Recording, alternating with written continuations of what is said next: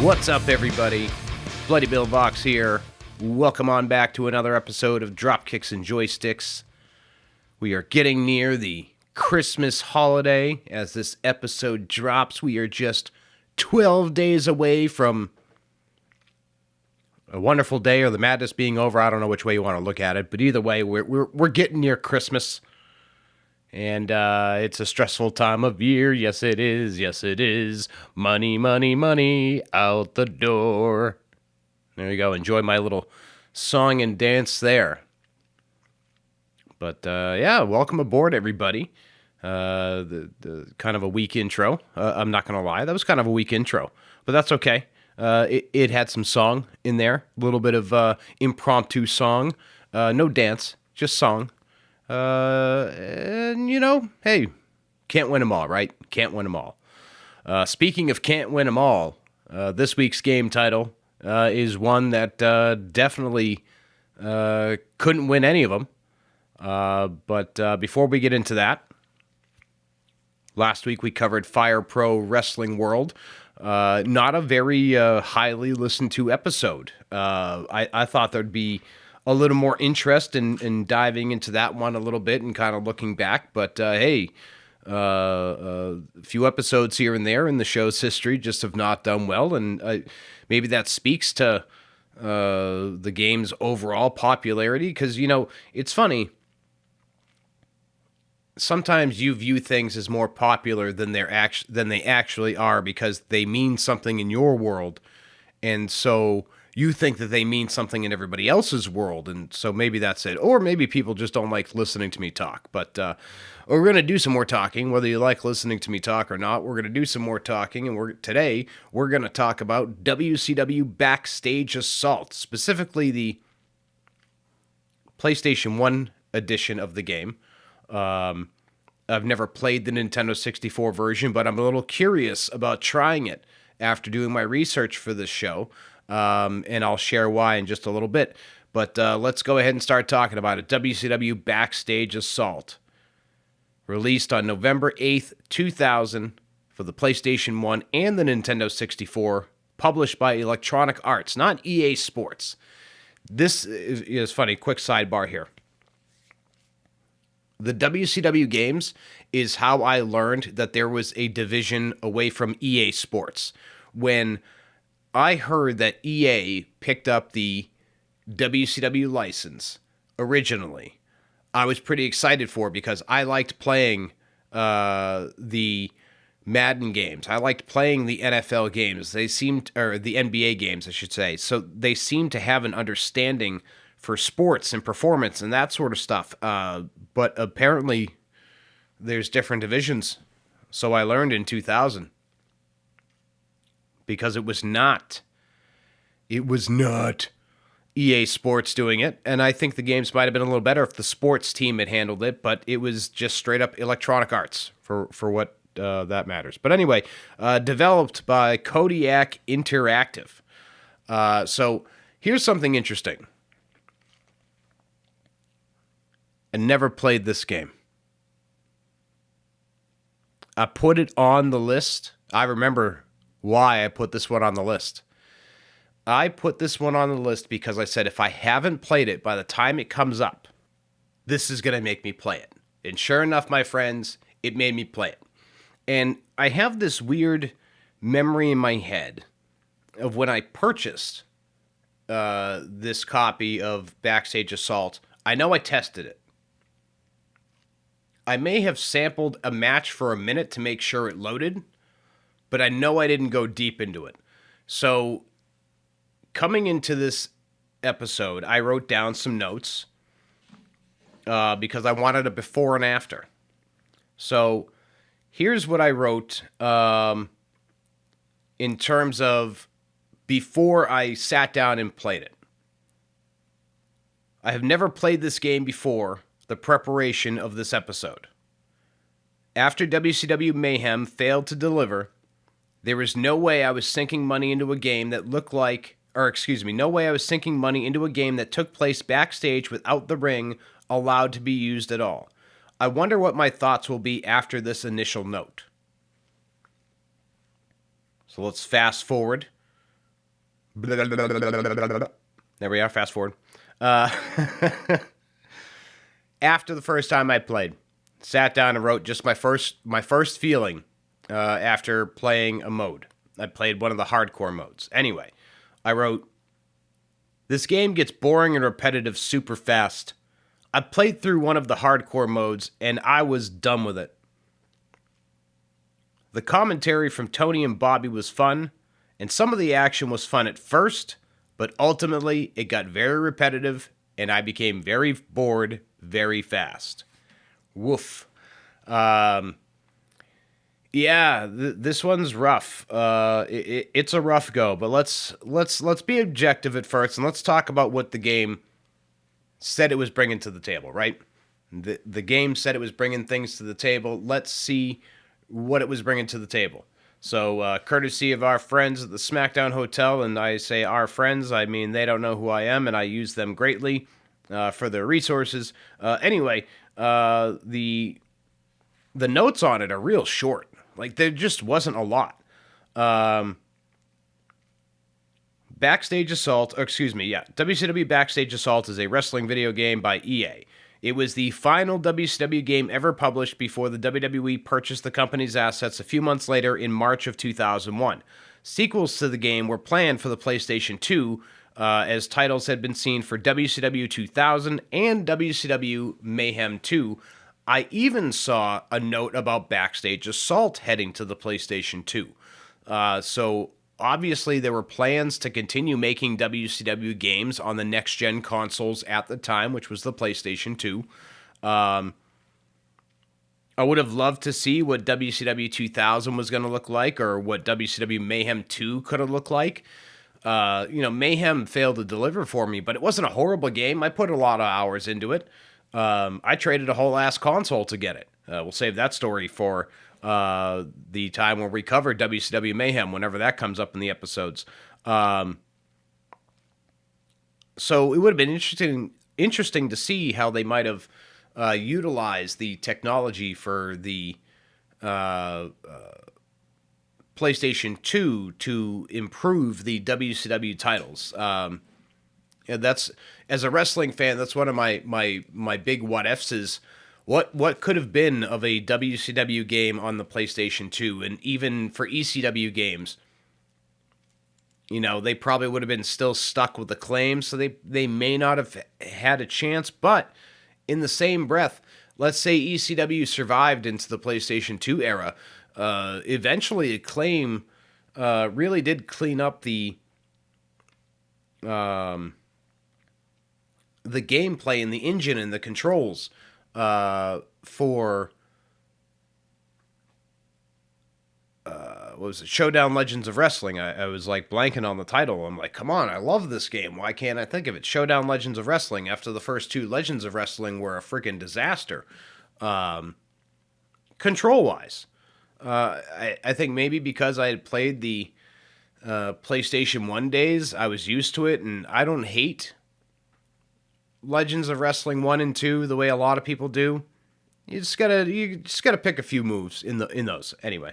But yeah, so it would have been interesting to see what could have been for WCW ECW if they had been able to make it into the next gen consoles. What the technology could have done for their brands in terms of video game presentation. But as it noted, this game came out November 8th, 2000, and by March, so less than just over 5 months later, Vince McMahon is on WCW Nitro announcing the purchase of WCW live on Nitro. But let's go into the game features here. There's not a lot. I'm not going to lie. My notes are very, very, very short. Backstage Assault is vastly different from other games of its genre. Any wrestling game prior to it featured backstage areas, such as SmackDown Series or WCW Mayhem. They treated them as an auxiliary fighting location. Backstage Assault took the concept further by removing the ring entirely and having all the action take place backstage. Now, a fun little note. We're beyond the intro, but you probably already saw it. Isn't it kind of funny that the intro for this game contains action from within the ring? like, I notice a shift where they're talking about how the action's going backstage and all that stuff, but isn't it kind of funny that they show us the ring, but we don't get to have any action in the ring? I don't know. A very curious decision, in my opinion, to not include the wrestling ring. I don't get it, man. I really don't get it. So yeah, here's our notes for features. We've got no holds barred brawling, 14 playable backstage areas, including the new semi-trailer area. Destroy your enemy faster with power-ups. New First Blood mode and torch matches. Over 50 WCW superstars, including the women of WCW, and you use your environment as a weapon. That's it, man. It's basically, there's exhibition, there's championship modes, there's a light create mode, I believe. That's it. It's bare bones, baby. As for this roster, the roster is actually pretty solid for WCW at that time. A lot of big names in it, a lot of weird names in it, but we'll run through them real fast and, just let you know who was in this game. So let's rock and roll. They said over 50. I think it's like 58 at the end of the day. So we had Asia, AWOL, who was also known as The Wall, Bam Bam Bigelow, Big Vito, Billy Kidman, Booker T, Bret Hart, Brian Adams, Brian Clark, Buff Bagwell, Chris Candido, Corporal Cajun, who was Lash LaRue, Crowbar, Daphne, David Flair, Diamond Dallas Page, Disco Inferno, Don Harris, Doug Dillinger, the security guy, Miss Elizabeth, Eric Bischoff, Evan Courageous, Franchise Shane Douglas, General Erection, which I'm pretty sure was, what's his face there? Hugh Morris.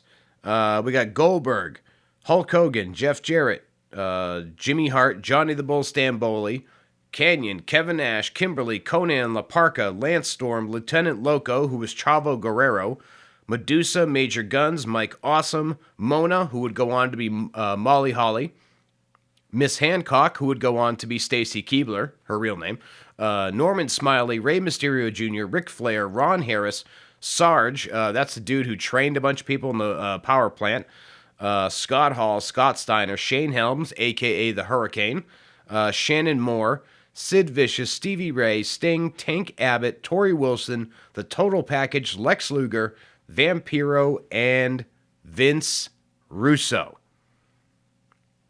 So, I mean, a pretty solid roster. Because WCW's problem wasn't ever really the roster. They always had great talent.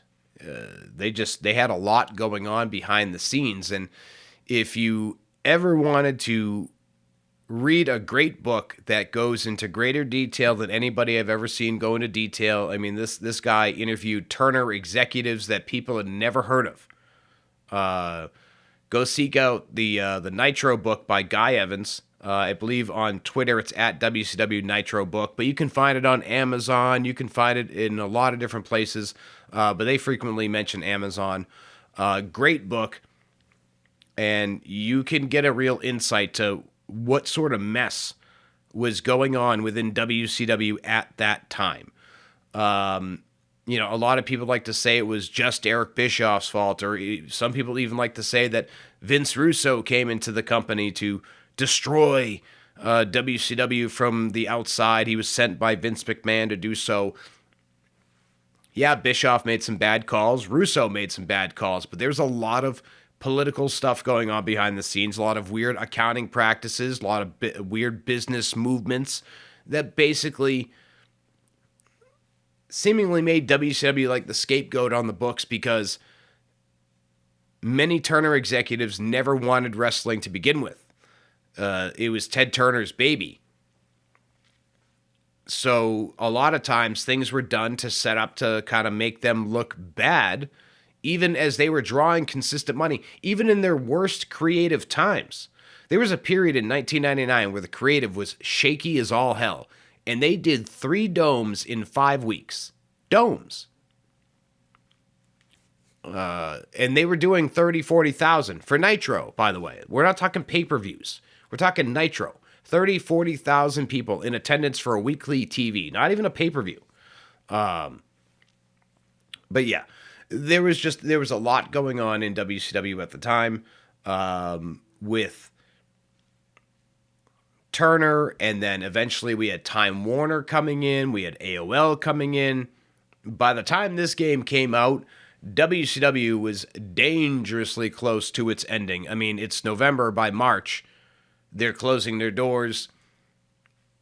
As we all know, Eric Bischoff tried to buy the company at one point in time, and things fell through when they took away the TV deal. So Vince came in and, did his thing and just bought all the assets, and the trademarks and the copyrights, the things he could market, because Vince was in major collect the tape library mode. And I think to some degree WWE still likes to seek out the tape libraries where they can. But yeah, if you want to get an insight, kind of sidebar there, if you want to get an insight into how messy WCW was in 2000, definitely look up the Nitro book by Guy Evans. So let's talk about my experience playing this game, because there's really not a lot of features. We already covered everything about the game, straight up. So I turned it on. Cool intro video, right? We saw the intro video earlier, and then I did an exhibition match to kind of get my feet wet and learn the controls. The controls are very easy to pick up. They're very simplistic. You got your strikes, you got your kicks, you got your grapple. Figuring out how to do this finisher was tough. Obviously you need your momentum meter to be at the highest level or whatever. I did have a hard time figuring that out, I will say. But I did figure it out. And so I did my first mode with Sid Vicious. I was like, let's powerbomb some motherfuckers. So I took Sid Vicious through the hardcore mode, which was the easy. Get started on easy. And played in like a parking lot, a truck bay. There was a locker room. Just a bathroom, a lot of weird spots and stuff, right? All places that fights in WCW had taken place, though. So I'll give him credit for that. The funny thing about the backstage stuff, though, is the list says 14. I couldn't find any record of the full 14 list. The most that I encountered in the game was like 8. So I don't know if those are just hidden real deep and people never played this game enough to figure out what the hell was going on with the other backstage areas. But I don't know if you know what the list is or where I can find that list. Send it on over in the comments, shoot me a message on Twitter or Facebook, whatever. Because I could not find 14. I could find a few, but I could not find 14. So that hardcore mode, basically you started in like the parking lot. And everything is locked. Like when you first get this game, let's talk about that for a second. When you first get this game, everything is locked for the most part. Like, yeah, you got some wrestlers you can play with, but there's more question marks than there are, more question marks than there are people you can use right away. But they do, leave you with some major names that you can start off with. So, that's a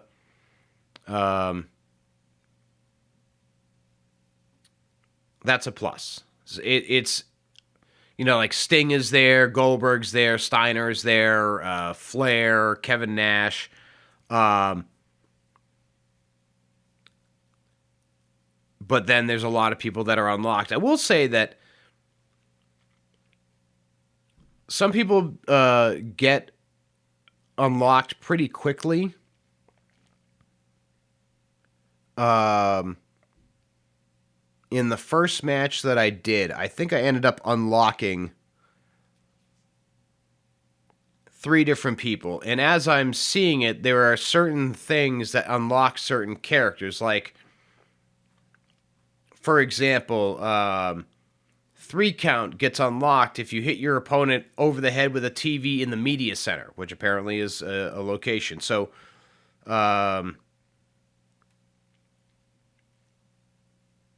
yeah, we had the locker room, loading bay, bathrooms, the block, the media center are some of the venues. So there is a listing online, but again, it's 6. Even Game FA, or no, this is Game FAQ on GameSpot. They only show 6. So I don't know about these 14 playable areas. That there seems to be a discrepancy on that one. But yeah, so everything is, a lot of stuff's locked out of the gate. Let's get back onto the hardcore mode here. I was like sidebarring way too hard there. Those of you who sit through these sidebars and me going out of my mind, I really appreciate you, because I know it can be rough sometimes. I know it can be rough sometimes to follow along with me. So I truly appreciate that people come along and listen to me ramble. But yeah, let's get back into the hardcore mode. So I took Sid Vicious in. I think the first match was against like Billy Kidman or something silly like that, you know. So you can win these matches by pinfall, submission, or knockout. I like to go for the knockouts personally. The graphics are atrocious. Good Lord. Somehow they get worse compared to Mayhem, and Mayhem's were not great either. So I don't know how they managed to make it even worse than the original. I don't know how on earth they were able to make things look worse. I think my favorite that I saw in terms of bad was David Flair, because he looked like he had the head of the butler, or I think it's the butler in Addams Family, Lurch, right? His head has got that shape. His eyes are in one place, but like the bags under his eyes that that they have for him being a crazy guy, they're like way far below. So his eyes are like huge, and it's all weird, blocky, terrible shape. It's almost like, it almost kind of reminds me like if we took a Nintendo 64 graphic and tried to make it bigger than it was supposed to be, but then shrunk it down after it was stretched out and made to look weird. That's what these graphics look like to me. It's a very, very weird graphic setup. Everything just looks, and I know it's PlayStation 1, so I'm being a little critical because we're in the PlayStation 5 era. For me, anyway, PS5, Xbox Series S and X, PC graphics are where they're at. But these graphics just seem bad, man. Like, I've seen other games look not horrible. Even Attitude, for example. Horrible controls, but it didn't look horrible graphically. I mean, it could have been a hell of a lot worse, to be frankly honest. But whew, man, the graphics in this are just there's something else. It's like watching on a TV that's got some static, but that's just how the game looks. The commentary is provided by Tony Schiavone and Bobby the Brain Heenan. They have a lot of fun one-liners and stuff. They repeat a lot of it. It's all good. Weapons are all over the place. Like, there's steel pipes, there's boxes, there's fire extinguishers. You can rip sinks off a wall. You can rip toilets off the wall. You can rip payphones. You can set people on fire. Like they said, there's first blood matches. Obviously, you win by first blood. And then they got the Human Torch, which was done by Sting and Vampiro, where you set your opponent on fire. Or you can just set them on fire in a regular match, which is what I did a couple times. Just Irish whip these guys into the barrels that are on fire, and they'll be on fire. And you can keep beating on them even more. So, I mean, I don't know, Human Torch, that could be fun.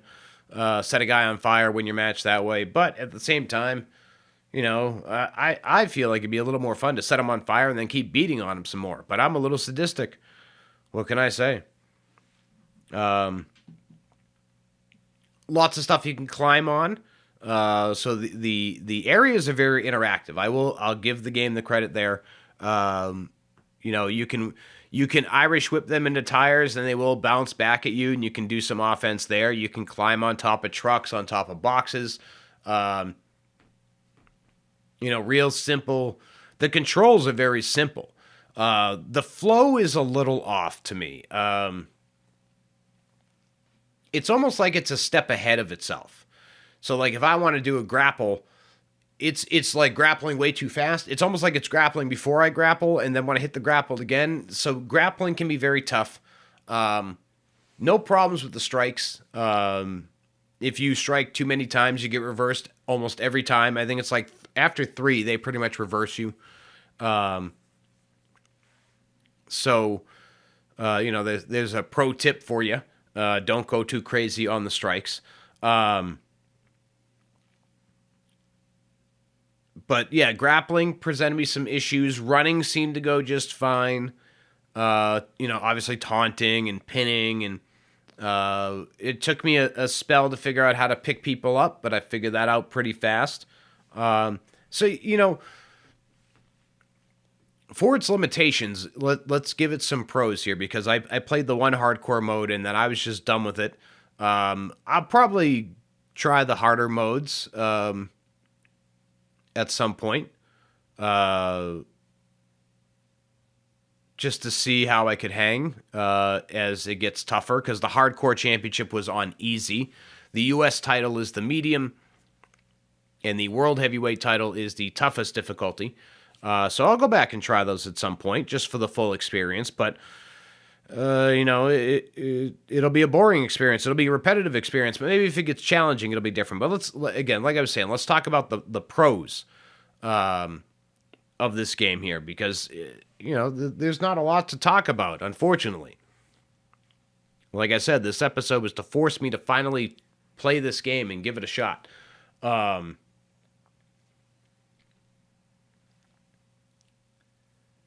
The controls are very easy to pick up.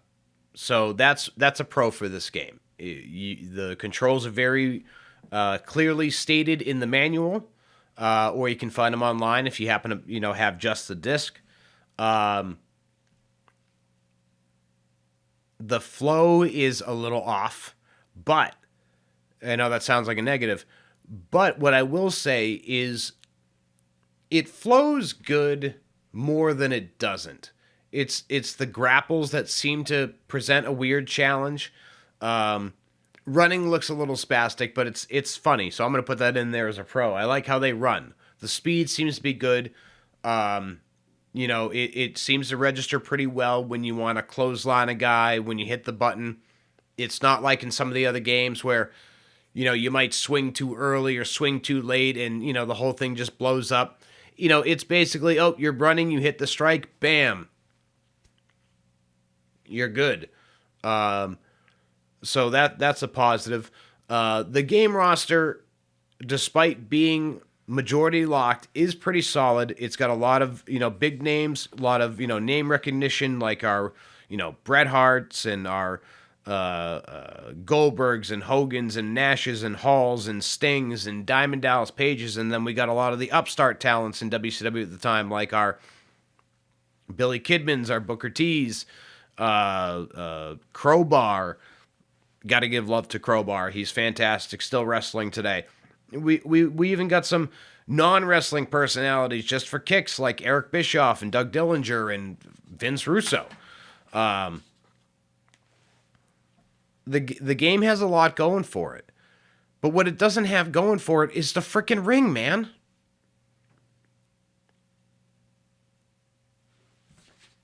Let's just flip the page, because we're gonna start winding into our final review at this point. And I guess I'll do the WCW at the time afterwards, but it's a good flow right now. No wrestling ring. I don't know anybody that was pining to play a WCW game that wasn't set in a ring. Ever. It's fun to have backstage settings, but to have no ring at all? Big miss. I don't know what they were thinking when they made that decision, because it really takes away from the game. I mean, how much fun can you really have constantly fighting backstage? And, for what I can find, it's like 6 or 7 venues that says 14. Well, we got some secret doors we haven't found and nobody's found because nobody played this game. I don't understand why that decision was made, why WCW would ever sign off on their partners doing it, why EA thought that was a good idea. What, because Mayhem didn't perform well, you thought it didn't need the ring? If you heard that was me slapping my forehead, because to this day it baffles me. The only reason why I have this game is because I collect physical wrestling games. I skipped this one in 2000 when it came out. I was like, no wrestling ring? Who cares? And I guess, we're segueing all over the place. Jesus. But by 2000, this time in 2000, WCW was a mess. WCW in 2000 was a mess. Nobody was watching Nitro. Nobody was watching Thunder. The booking was all over the place. So I know I said that we were going to segue into my final review because that seemed like where I was going, but then I said WCW was a mess when this game came out. So let's talk about WCW on pay-per-view at the time of this game's release, as I like to do with each game. It's fun to kind of look into what was going on in the promotions or wrestling as a whole at the time of this game's release. So WCW Mayhem 2000 took place 22 days after the release of Backstage Assault on November 26, 2000, and it ended up being one of the final pay-per-views WCW would hold before they closed their doors. Let's take a look at some of the results from Mayhem, because I think this is gonna give you a good idea of what was going on here.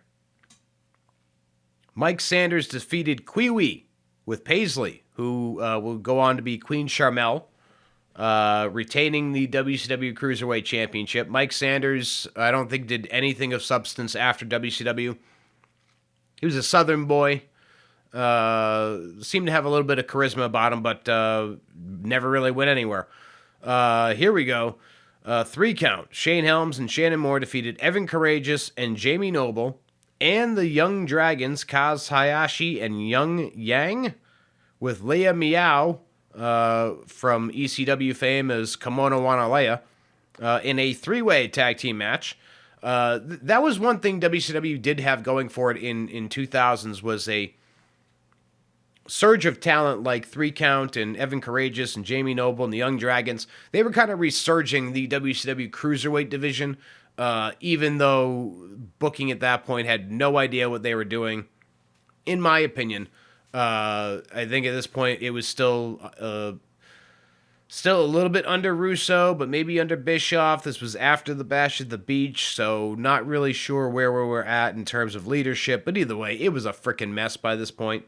Our third match on the card, here we go. This is great. Mancow, the radio personality that once went to war with Howard Stern, who had Al Roker Jr., Freak, Jim Jesus, and Turd the bartender in his corner, defeated Jimmy Hart. Yep, that's right, folks. That was a pay-per-view match in 2000. You paid money for a WCW pay-per-view, and you got to see that. Money well spent. Crowbar defeated Big Vito and Reno to retain the WCW Hardcore Championship. The WCW Hardcore Championship was just WCW's attempt at trying to keep pace with the WWE, in my opinion.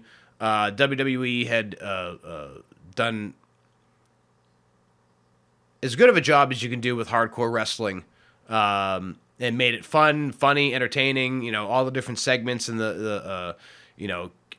ball pits and airports and restaurants and sleeping backstage and all that, all the fun stuff that came with the 24/7 rule.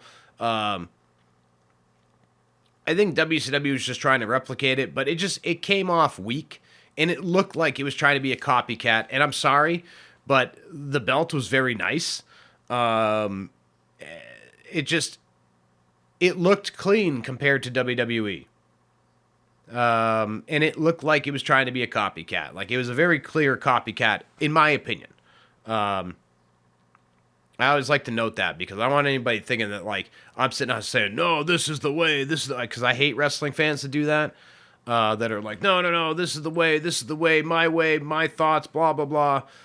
So I didn't want to come across like that. So, just a kind of reminder, it's always, in my opinion. Nothing's ever fact with me, unless it's something I can back up from, like, a recorded source where it's like, yes, this is what or why things happen the way they happened.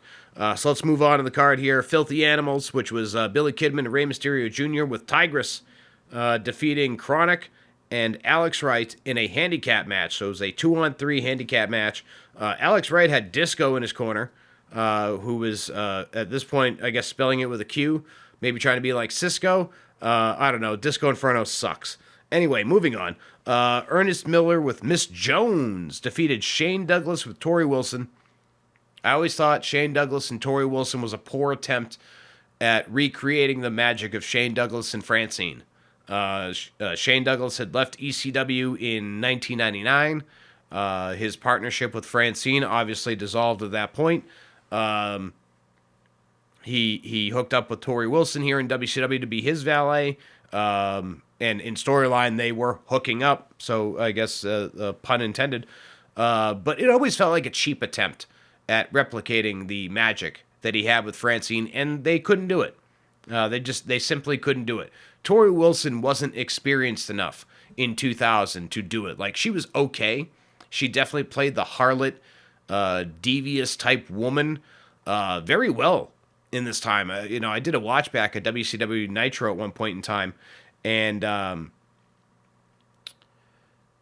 her involvement with the NWO and David Flair and all that stuff, she was a vindictive little number. She played her role pretty well. I was impressed, but at the same time, I don't think she knew all of the nuances of wrestling yet. Of course, she grew into understanding those roles, and there's a reason we still talk about it today, and not just for her looks. Before anybody insinuates that, there's a reason she's a WWE Hall of Famer. She left a good mark on wrestling. She played a good role. She utilized her positives, hit her negatives as much as she could, especially when it came to the in-ring. I think Torrie Wilson ultimately is a positive in wrestling history. But at this point in 2000, I don't think she could even match to Francine in terms of what she brought to the table with Shane Douglas. We could argue aesthetics all we want about, the looks. Both very attractive women, in my opinion. But in terms of in-ring knowledge, I think Francine in 2000 was still miles ahead of Torrie Wilson. Moving on in this card, because there were 12 matches on this card. That's right, a 3-hour pay-per-view, 12 matches. Good Lord. And the times were super short. Let's see. Bam Bam Bigelow defeated Sergeant AWOL. So that's the wall. Then we had General Erection, the former Hugh Morris, Bill DeMott, whatever you want to call him, defeating Lance Storm, who had Major Guns in his corner, a.k.a. Tylene Buck. Don't go looking for her on Twitter unless you want to see some racy content. I'm not telling you what to do, though, but I'm saying if you don't want to see racy content, you don't want to go look up Tylene Buck on Twitter. Just don't do it. If you don't want to see the racy content, don't do it. She's certainly not doing anything racy over there. Who am I kidding? She is. But if you don't want to see it, don't go. Don't go. But yeah, Major Guns was an appropriate name for her, I will say that much. Jeff Jarrett defeated Buff Bagwell. We had the Insiders, which was Diamond Dallas Page and Kevin Nash, defeating the Perfect Event, which was Chuck Palumbo and Sean Stasiak, who was doing his best attempt at ripping off Mr. Perfect, defeated them for the Tag Team Championship. So the Insiders was DDP and Kevin Nash, while Scott Hall was gone. All a part of this New Blood Millionaires Club storyline, which was a story that had a lot of good potential. I will admit, when Vince Russo and Eric Bischoff came in as the new powers that be on screen, I was excited for the potential that we were going to see the old guard versus the new guard, and we'd see some new stars created and all that stuff. I actually liked Chuck Palumbo. Never a big fan of Sean Stasiak. And then later on, the New Blood and Millionaires Club story also gave birth to the Natural Born Thrillers, which was Sean O'Hare and Mark Jindrak. That's a tag team. I don't know how they didn't wreck wrestling scenes. How they didn't become major players in the WWF tag team scene is beyond me. They were young enough, they were big enough, they were strong enough.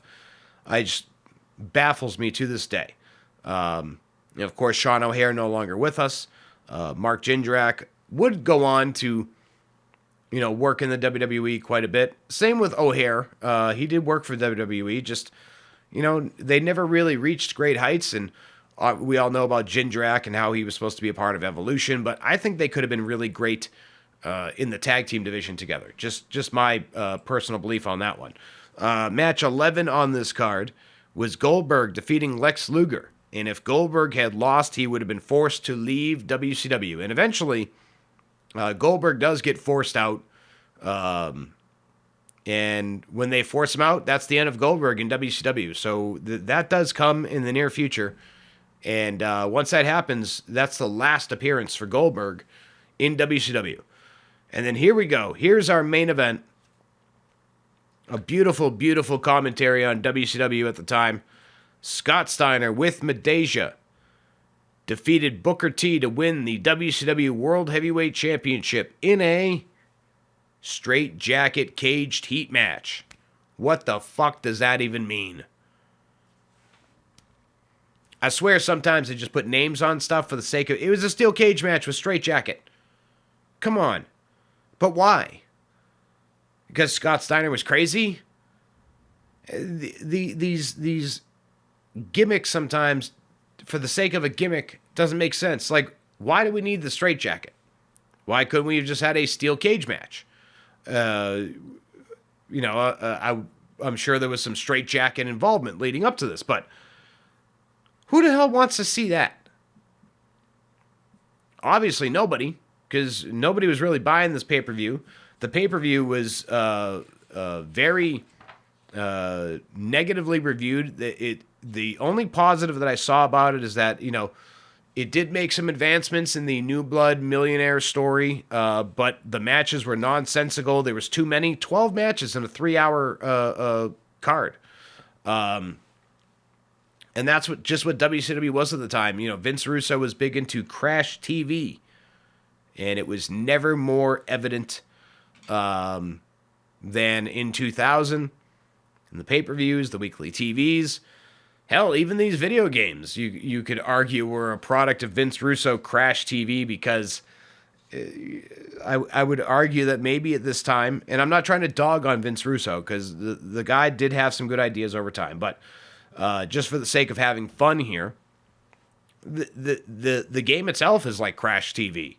It's fast paced. It's nonsensical. It's in your face, and it's all over the place, just like a WCW television show in 2000. But let's rock into the final review here, and we'll also share the ratings from the game critics as well, and compare them with mine. But let's get into that final review, shall we? And we'll wrap things up here on this episode. So my final review of WCW Backstage Assault. Making a wrestling game without a wrestling ring that was still set in a wrestling setting was quite bizarre. I don't know if anyone would have batted an eye if this game was Mortal Kombat or Street Fighter style, but the fact that WCW decided a no-ring wrestling game was going to be popular is a firm commentary of WCW in 2000. A mess. This game is a mess, and so is WCW. The majority of the roster is locked up right from the start, same with all the venues. And with limited gameplay to begin with, unless you're into tedious unlockings, this game will bore you and frustrate you out of the gate. I am curious as to why the Nintendo 64 version gets higher ratings, so I may attempt to seek a copy of that game, but overall, I would not recommend this one unless you're a collector. My rating, a 3 out of 10. Now, let's look at what the ratings got, and you may have caught that I said I'm curious why the N64 version got a higher rating, and that's because in a lot of places I found that it would get slightly higher ratings. So, for example, IGN gave the PlayStation 1 version a 2 out of 10, but the Nintendo 64 version got a 4 out of 10. Neither are great scores, bear in mind. But why does the Nintendo 64 score slightly better? Game Informer gave the PS1 version a 3 out of 10, Nintendo 64 a 3.5 out of 10. But still, what inched it ahead a little bit? I'm curious.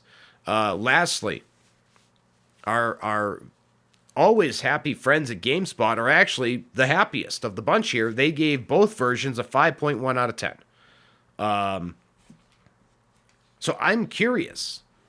What about Backstage Assault on the Nintendo 64 is better than it was on the PlayStation 1? So while I don't recommend the game itself, because it's boring, for collection purposes and research, I guess, I might seek out a copy of the Nintendo 64 version. And I know that if you can find, I think it's the gray card. If you have the gray card version of Backstage Assault, you're sitting on some money. The blue version is very common, but there's a gray card edition out there. Apparently, it commands some decent money. So if you're sitting on that one, you're sitting on some money. And I would recommend flipping it while the retro market is still up, versus waiting for it to go down, or if you're not going to do anything with it, get it graded, because you're sitting on money. You're sitting on money. But yeah, I was curious about this Nintendo 64 version. But it's not like I'm going to rush out to go do it. It'll be one of those things where maybe I see it, maybe I find it. Because like I said, this game is boring. I can appreciate what they were going for, but the gameplay is too limited. Like I said, for the pros, it's got a decent roster once you unlock it all. The controls are very easy to pick up. The commentary is fun, and that's about it. The rest of it's very clunky. The graphics suck. The weapons are a little weird. Throwing weapons. Oh my god, throwing weapons is crazy. They just launch it into the air, and you got to hope it lands on your guy. So, I wouldn't recommend it. I'm sitting here talking about maybe seeking out a Nintendo 64 version, but ultimately, I think it's important to note that I've been doing it for my own curiosity. I want to know why the Nintendo 64 version edges out over the PlayStation edition, because I don't normally find that kind of gap. Usually, in fact, the Nintendo 64 version scores worse. So the fact that it scored better in 2 out of the 3 cases is very interesting. So we'll see. But like I said, a few pros here. It's good for a few minutes at a time, maybe. It gets boring fast. I wouldn't recommend it. My personal rating is a 3 out of 10. I don't know what WCW was thinking. Clearly they weren't when they signed off on EA's plan to do a game with no wrestling ring. I don't know. I think I would have kept the ring. If you wanted to have a bigger backstage feature, maybe focus in the hardcore modes, but have the ring involved. Could have set the game with parameters like must end backstage. Okay, cool, but we start in the ring. Nice. Could have left more room for stuff. But hey, everybody views it differently. I will say, though, I've never met a person that has liked Backstage Assault. If you are that person that likes Backstage Assault, throw it in the comments. Let me know why you like Backstage Assault. And do you agree with the ratings? or would you give it a higher rating? But on that note, my friends, we're going to go ahead and wrap things up here on this week's edition of Dropkicks and Joysticks. Episode 24 is officially in the books. Next week, episode 25. It's a quarter century or something. It's the quarter episode. Yeah. Quarter? Who said what? Anyway, it's the quarter episode. Quarter to 100? Quarter to 10? I don't know. Quarter to 100. The quarter episode. Episode 25. Next week it'll be on ECW Hardcore Revolution. It's funny, we spent a couple of moments speculating about what WCW and ECW might have looked like coming into the PlayStation 2 days. But next week we'll talk about ECW's very first entry into the video game world. In fact, they had 2 entries into the video game world, and they both came out within the same year. But we'll talk about the first one coming up on next week's show. ECW Hardcore Revolution, Wednesday, December 20th, 6 a.m., YouTube, Spotify. You know the deal at this point, my friends. But until that time, have a good time out there. Stay safe out there. Stay happy out there. And if you're having a rough time with this holiday season, it's almost over. Just a little bit longer to go. I'm counting it down with you. But, yeah, I'm counting it down. We're counting it down till it's done. But come on back next week, Wednesday, like I said, 6 a.m. Eastern, YouTube, Spotify. If you want to follow me on social media, you can do so at Bloody Bill Vox on all the various platforms.